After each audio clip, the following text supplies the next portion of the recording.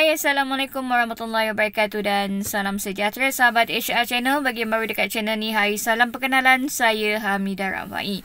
So, pada pagi ni, macam anda nampak pada title dekat bawah, anda tahu saya nak komen berkenaan dengan apa. Okay, jadi semalam saya nak buat reaction on the spot lah berkenaan dengan isu ni apabila mengetahui apa yang berlaku, apa hakikat sebenarnya kan. Tapi disebabkan makan ubat tu half an hour after that memang saya pengsan lah. Tu saya tak sempat nak buat reaction video. So saya buat reaction video pada pagi ini.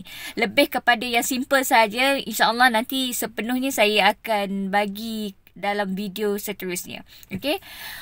Dan komen saya berkenaan dengan isu ni. Saya ada beberapa andaian lah. Kenapa Ustaz Kazim Ilyas buat tindakan seperti itu. Antara yang pertama, dia nak promosi filem yang dikendalikan. Dia nak gunakan lah skill-skill marketing yang mungkin diajar oleh mereka yang berpengalaman dalam bidang ini. Mungkin diajar oleh produser. Kita tak tahu.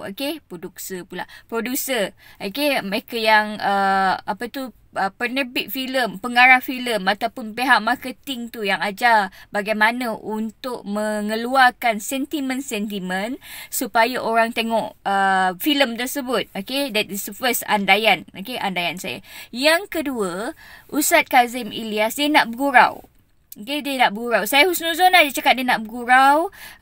Mungkin dia ingat orang tak tahu berkenaan dengan filem tersebut, ataupun mungkin dia ingat orang tahu berkenaan dengan filem tu, jadi dia nak bergurau dengan orang awam.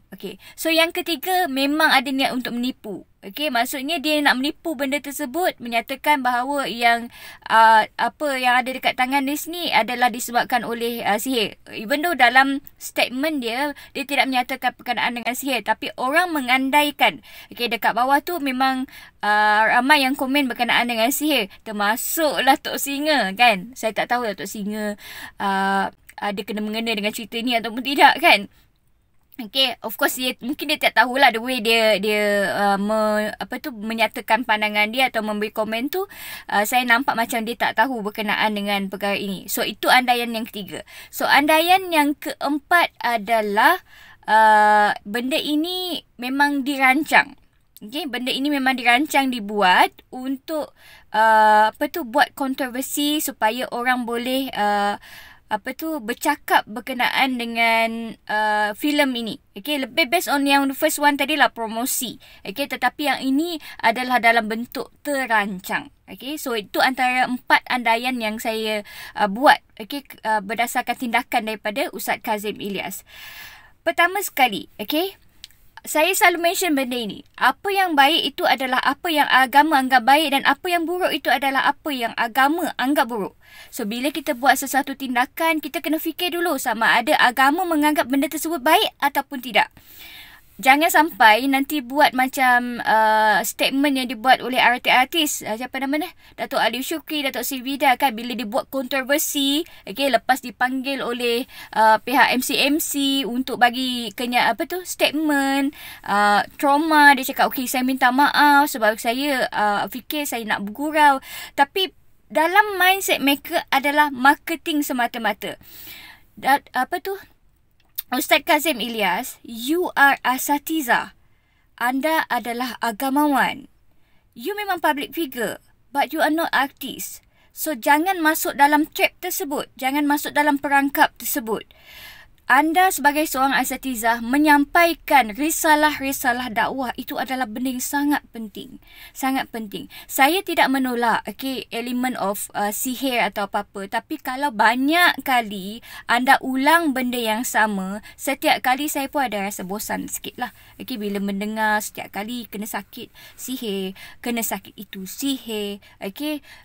Anda jumpa doktor. Anda jumpa doktor. Tetapi dalam masa sama, you are making the orang awam macam saya, macam orang-orang yang lain berfikir asyik-asyik kalau kita sakit, first thing dalam otak kita adalah sihir. Kita bukan benda pertama dalam otak kita untuk cari apa ubat di sebalik penyakit tersebut.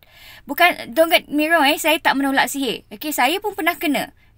That's why saya faham apa yang dialami oleh Ustaz Kazim Ilyas. Cuma dalam masa sama, kalau setiap kali anda sakit, anda cakap anda kena sihir, is a bit annoying for me. Okay, for me lah. Kalau anda, saya tak tahu. Okay, so that is the worst thing.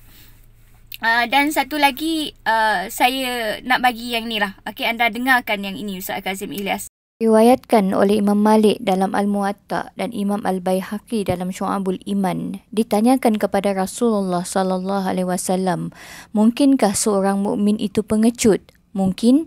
Jawab Rasulullah. Mungkinkah seorang mukmin itu bakhil? Ya, mungkin. Lanjut Rasulullah. Mungkinkah seorang mukmin itu pembohong? Rasulullah menjawab, tidak.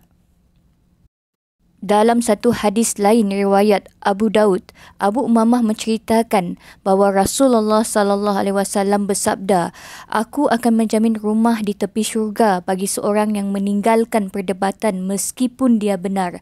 Aku juga menjamin rumah di tengah syurga bagi seorang yang meninggalkan kedustaan meskipun sedang bergurau, dan aku juga menjamin rumah di syurga yang paling tinggi bagi seorang yang berakhlak baik." So, I think that's all for me. Thank you very much for watching and have a good day, guys. Assalamualaikum warahmatullahi wabarakatuh dan salam sejahtera.